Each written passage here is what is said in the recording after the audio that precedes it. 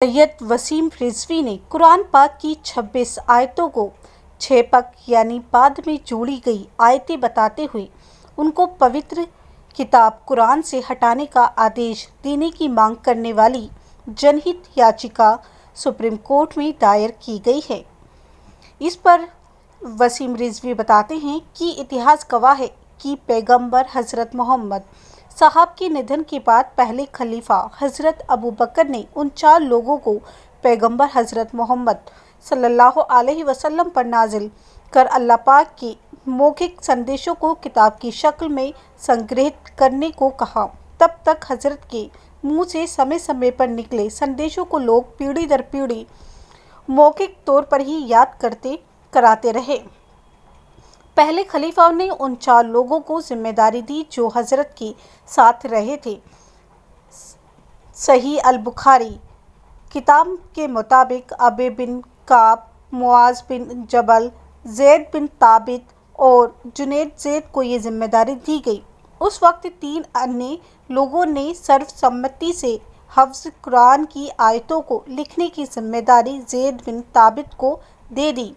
कुरान पाक लिख दिया गया और उसे पैगंबर मोहम्मद साहब की चौथी बीवी और दूसरे खलीफा हज़रत उमर की बेटी हफ्सा के हाथों में सौंप दी गई।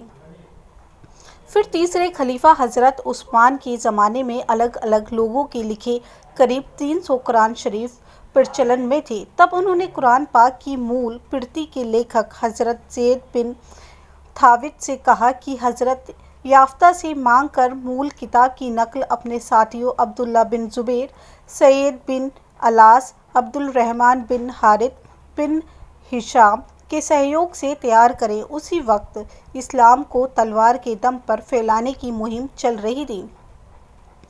याचिकाकर्ता यानी कि वसीम रिजवी की दलील है कि उसी समय ये 26 आयतें जोड़ी गईं। इन आयतों में इंसानियत के मूल सिद्धांतों की अवहेलना और धर्म के नाम पर नफरत, घृणा, हत्या, खून खराबा फैलाने वाले हैं।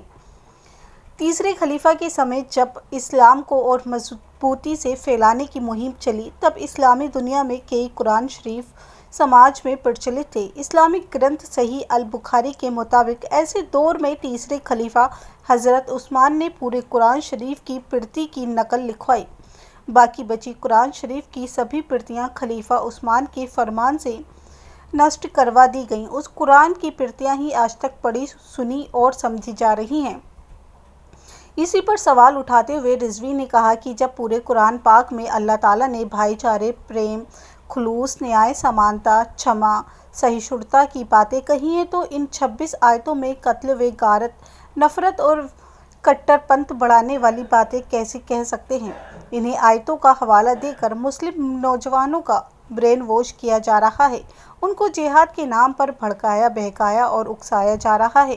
इन्हीं की वजह से देश की एकता, अखंडता पर खतरा है। याचिका में ऐसी सभी 26 आयतों का मूल स्वरूप और अनुवाद भी लगाया गया है। साथ ही जिहाद में भटकी मानसिकता वाले युवकों के बयान भी मूल याचिका के एनेक्सचर में नथी किए गए हैं।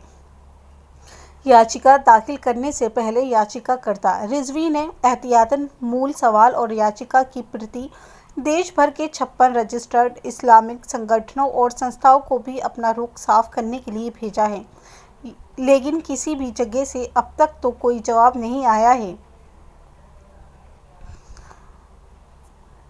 आपको ये हमारी स्टोरी कैसी लगी हमें कमेंट बॉक्स में ज़रूर बताइएगा। साथ ही साथ हमारे चैनल को सब्सक्राइब करना ना भूलें। धन्यवाद।